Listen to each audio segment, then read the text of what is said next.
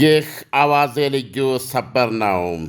የአሜሪካው ፕሬዝደንት ዶናልድ ትራምፕ ኢራን ባቀረበችው አዲስ የሰላም ዕቅድ እንዳረኩ አስታወቁም።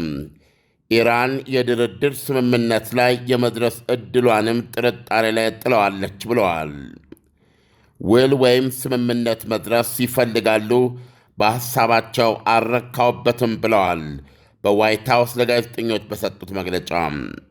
ትራምፕ በመግለጫቸው ኢራንን በተመለከተ ያሏቸው አማራጮች ጥቃቱን ማባባስ ወይም ስምምነት ላይ መድረስ ናቸው ብለዋል። ትራምፕ ሲቀጥሉ አማራጮች አሉን፣ ሄደን በማፈነዳዳት ለዘላለሙ ልንጨርሳቸው እንፈልጋለን ወይስ ስምምነት ላይ ለመድረስ መጣጣሩን መቀጠል እንፈልጋለን? ምርጫው እነዚህ ናቸው ብለዋል። ትራምፕ መካከለኛው ምስራቅ ውስጥ በመዋጋት ላይ የሚገኘው ማዕከላዊ እዝ በትናንትናው ዕለት አማራጭ ወታደራዊ ዕቅዱን አቅርቦ ማብራሪያ የሰጣቸው መሆኑን አረጋግጠዋል። ምርጫቸው የቦምብ ዘመቻውን እንደገና መጀመር እንዳልሆነም ገልጸዋል። በሰብአዊ ዓይን ሳየው አልመርጠውም ብለዋል የቦምብ ዘመቻውን የመቀጠሉን ሐሳብ በዋይት ሃውስ መግለጫቸው። ሲቀጥሉም ያለው ምርጫ ግን ዞሮ ዞሮ ይሄው ነው፣ በከባዱ በመዝመት አፈነዳድተን እንጨርሳቸው ወይስ ሌላ ነገር ብናደግ እንመርጣለን የሚል ነው ብለዋል። ትራምፕ አላረካኝም ባሉት አዲሱ የኢራን ሐሳብ ላይ ዝርዝር አልሰጡበትም። ከሐሳቡ ውስጥ ያልተቀበሉት የትኛው ጉዳይ ወይም የትኛው ነጥብ እንደሆነ አልገለጹም፣ አላብራሩም። ትራምፕ በመግለጫቸው የቴህራን ባለሥልጣኖች ለጦርነቱ እልባት የሚያስችል ድርድር ማካሄድ አይችሉ ይሆናል ሲሉም ተናግረዋል። ወይም የሰላማዊ ስምምነት መድረስ የሚችሉ እንደማይመስላቸው ገልጸዋል። ተስፋ መቁረጥ አለበት ንግግራቸው። የዚህ አንዱ ምክንያት አመራሮቹ እርስ በርሳቸው ግራ ተጋብተዋል የሚል ነው። መሪዎቹ በመካከላቸው ከፍተኛ አለመግባባት አለባቸው ሲሉ ተናግረዋል። ዳንኤል እንደሰማሁ ነው። ይሄ ዜና በጣም ከባድ ዜና ነው። ኢራኖች በአማራጭነት አርቀው ያቀረቡት የተባለው የሰላም ሐሳብን ነው ዶናልድ ትራምፕ አልረካውበትም። አለመርካት ብቻ ሳይሆን በአጠቃላይ አሁን ያሉት የቴህራን መሪዎች ተደራድረ ስምምነት ላይ ልትደርሳቸው የምትችላቸው አይነት አይደሉም የሚል አይነት ተስፋ መቁረጥ ያለው ነገርም ነው የተናገሩት።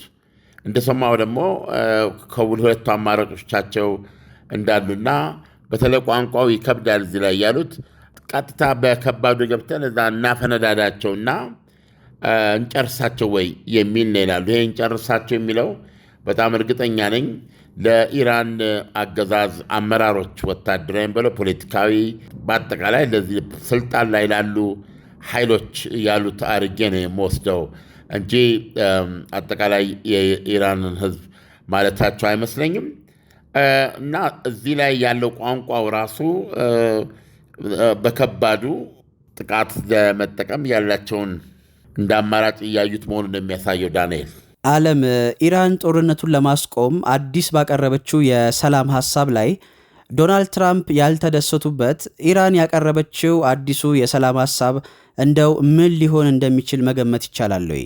እንግዲህ አስተካክለ ለምሳሌ ምንድነው እስካሁን ሳይስማሙበት የቀረው ለሚለው ቅድም አንስተነዋል ደጋግመን።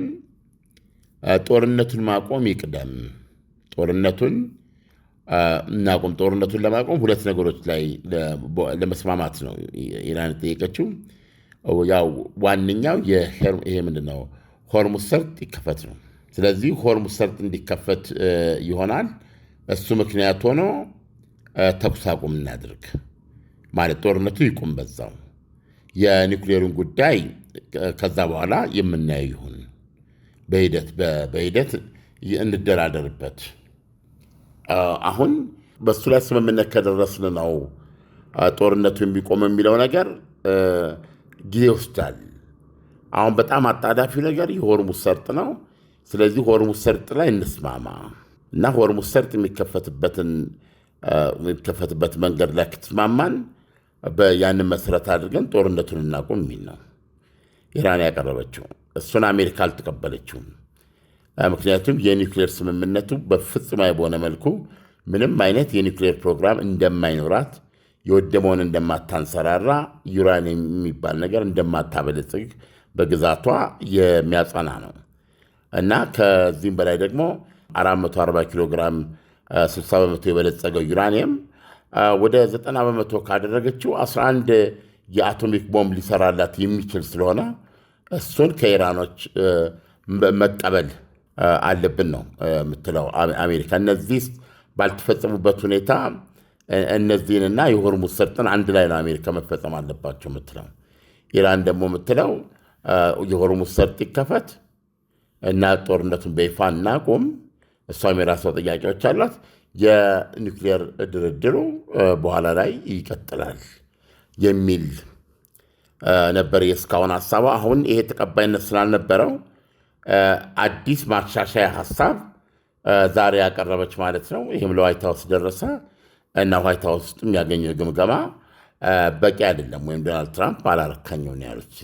ዳንኤል አለም፣ ዶናልድ ትራምፕ እንዳሉት በኢራን ባለስልጣናት መካከል አለመግባባት አለ ሲሉ የኢራን ባለስልጣናት በተለያየ አቅጣጫ ነው ወይ ከዶናልድ ትራምፕ ጋር እየተደራደሩ ያሉት የሚለውን ብትነግረን፣ ወይም ደግሞ ዶናልድ ትራምፕ ከምን አቅጣጫ አንጻር ነው የኢራን ባለስልጣናት በመካከላቸው አለመግባባት አለ ሲሉ የተናገሩት የሚለውን ብትነግረን። ምናልባት ምን ማለት ነው የሚሆነው እንግዲህ ውስጥ ለውስጥ እየተነጋገሩ መሆኑን ነው የምናየው በስልክ ፓኪስታንም መሀል እየገባች አንደኛው ወገን ለምሳሌ ቋሊባፍ አንዱ ሀገሪቱን ይመራሉ ተብሎ የሚታመኑ ናቸው። እንደገና ደግሞ እስላማዊ አብዮታዊ ዘብ የሚባለው ኃይል አለ፣ የዛ አዛዦች ይኖራሉ። እንደገና ደግሞ ለዘብተኞች ብለው የሚያስቀምጧቸው ለምሳሌ ውጭ ጉዳይ ሚኒስትሩ፣ ፕሬዚደንቱ እንደዚህ በውስጥ በእሳቸው እንደሚያቀርቡት የተለያዩ ድምፆች አሉ ነው በአመራር ውስጥ። ስለዚህ አንደኛው ወገን ሌላ ያስባል፣ ሌላኛው ወገን ሌላ። ለምሳሌ ባለፈው ውጭ ጉዳይ ሚኒስትሩ ሆርሙዝ ሰርጥ ተከፍቷል ነበር ያሉት። ሆርሙዝ ሰርጥ ሙሉ በሙሉ ወለል ብሎ ተከፍቷል ነበር ያሉት። ወዲያውኑ ነው ምንድነው እስላማዊ ዘቡ እሳቸው ላይ ትችት ያደረሰው እና አንዳንድ የኢራን ውስጥ ዘገባዎች እንደምንመለከተው እንደው የሁኔታው የጦርነት ሁኔታ ፈቅዶላቸው ነው እንጂ ውጭ ጉዳይ ሚኒስትር አባስ አርጋቺ ይህን በማለታቸው ምንድነው በአገር ክዳት ወይም በዚህ ደረጃ መጠየቅ ነበረባቸው እስከ ማለት ይደርሰዋል። ስለዚህ የሚከፈት በቀደመው መልኩ ከጦርነቱ በፊት በነበረው መልኩ የሚከፈት ዓለም አቀፍ መተላለፊያ አይኖርም። ሆርሙዝ ሰርጥ ከዚህ በኋላ አሁን በምናየው በኢራን ላይ ከፍተኛ ድምፅ ያላቸው ወገኖች የሚከፈተው በኢራን ቁጥጥር ስር ሆኖ ነው። አሳላፊዋ ኢራን ናት። የፈቀደችላቸው ሀገሮች በነፃ ያተላለፉበታል። ያልፈቀደችላቸው ሀገሮች አንዳንዶቹ ጨርሶም የመተላለፍ መብት የላቸውም። ሌሎቹ ያላቸውን ቢሆን ገንዘብ ይከፍላሉ ማለት ነው። ያው እስካሁን በመርከብ $12 ሚሊዮን እንደምትጠይቅ ነው የሰማ ነው። ስለዚህ እንዲህ አይነት ልዩነቶች ኮንፊውዥን ማለት በእነሱ መካከል እንዲህ አይነት ግራ መጋባቶች አሉ እና የትኛው ድምፅ አሸንፎ ይህን ጦርነት ይህን በዚህ ድርድር ሰላማዊ መፍትሄ ተገኝቶ የጦርነቱ የሚቆምበትን መንገድ የሚፈልግ ኃይል ሊኖር ይችላል። ሌላው ኃይል ደግሞ ኒውክሌራችንን አንሰጥም የሚል ኃይል ሊኖር ይችላል። ይህንን አይነት ልዩነት እንዳለን የሚናገሩት ዶናልድ ትራምፕ። አለም፣ ከዶናልድ ትራምፕ ንግግር በመነሳት የኢራንና የአሜሪካ የድርድር ጊዜ ላልተወሰነ ቀናት ወይም ሳምንታት ሊራዘም እንደሚችል እርግጠኛ መሆን ይቻላል ወይ? አዎ፣ እንግዲህ አሁን እሳቸው የተናገሩት ትናንትና ገለጻ ተደርጎልኛል ነው። ስለዚህ በአማራጭነት ሁለት አማራጮች ነው ያሉን። እሱም ኢራንን እንክት አድርጎ መደብደብና መጨረስ ነው ብለዋል።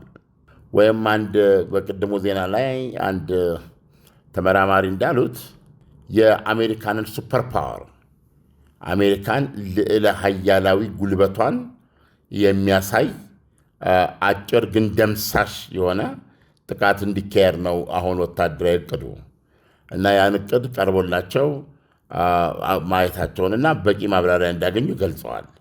ስለዚህ ዶናልድ ትራምፕ አሁን ሁለት አማራጭ ዞን ያሉት ምናልባት ኢራን ቀነ ገደብ አያስቀምጡም፣ ነገር ግን ነገሮች ባሉበት እንዲቀጥሉ አድርገው የማዕቀቡ የእሳቸው እንዳለ ሆኖ ይህንን ወታደራዊ እርምጃ ሊወስዱ የሚችልበትንም እድልና አጋጣሚ እያመቻቸው ነው የሚመስለው።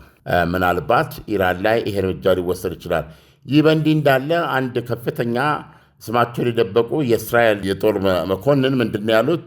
ዘ ታይምስ ኦፍ እስራኤል እንደዘገበው ከኢራን እጅ ይሄ 440 ኪሎግራም 60 በመቶ የበለጸገውን ዩራኒየም ከኢራን እጅ አስወጥተን መረከብ ካልቻልን ላለፉት 40 ቀናት ያካሄድነው ጦርነት ፋይዳ የለውም ብሏል።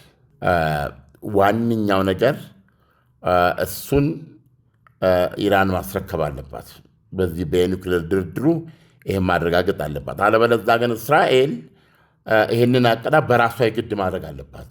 በራሷ በወታደራዊ ኃይል በተለያየ ወታደራዊ የግዳጅ አፈጻጸም አይነት ተጠቅማ ይህንን 440 60 በመቶ የበለጸገ ዩራኒየም በእጃችን ማስገባት አለብን ነው ያሉት። አለበለዚያ ኢራን ቀጥታ ወደ ኒውክሌር ዓላማዋ ዘላ ይህንን 60 በመቶ የሆነውን 90 በመቶ ብቻ ከሳምንት እስከ 10 ቀን በማይፈጅ ጊዜ ካበለጸገችው 11 አቶሚክ ቦምብ ያዘች ማለት ነው። ይሄ ከሆነ ደግሞ ይሄ ሊሆን ስለሚችል ይሄንን ከእጇ የማያወጣ ማንኛውም ስምምነት እስካሁን ያደረግነውን ዘመቻ አጠቃላይ ሽንፈት ብሎ የሚያስገልጽ ነው በማለት ገልጸዋል። ስለዚህ የኒውክሌር ጉዳይ በጣም ሲሪየስ ነው። ለኒውክሌሩ ጉዳይ ኢራን የሰጠችውን ምላሽ ዶናልድ ትራምፕ እንደሰማው አልወደድኩትም ብለዋል። ዓለም ለሰጠን ትንታኔ በጣም አመሰግናለሁ። መልካም አዳር ይሁንልህ። መልካም አዳር ዳኒ። የመኖሪያ ቤቶ የት ይሁንልዎ? ለንግድ ቦታስ የት እንገንባሎት? በመሃል ከተማ ፒያሳ፣ አዋሬ ወይስ ቡልጋሪያ? ግንባታቸውን ለመጠናቀቅ የደረሰን የፈለጉት እርሱም አለን። አያትና ጋርመንት ሳይታችን ላይ ከ6 እስከ 10 ወር የሚረከቡት፣ ሙሉን ከፍለው ደግሞ እስከ 35% ቅናሽ መጠቀም ከፈለጉም ይቻላል። 7 ሳይቶችን በማስረከብ ታማኝነቱን ካስመሰከረው የ2017 የኢትዮጵያ ሪል ስቴት አዋርድ አሸናፊ ከሆነው ቴምር ቤት ወይንም የንግድ ሱቆችን ከፍ አድርገው ሲከፍሉ ከሚያገኙት ቅናሽ በተጨማሪ ከኢትዮጵያ አየር መንገድ ጋር በፈጠርነው አጋርነት በተጨማሪ አገር የሚጎበኙበትን እድል በዚህ አውደ ዓመት ወቅት ያሸንፋሉ። ቀጠሮ ይዘው ለመነጋገርና ሳይቱን ለመጎብኘት በ0901 51 9980 በቀጥታ ስልክ ወይንም በዋትስአፕ ይደውሉ። ቴምር ሪል ስቴት የህልሞ ማረፊያ።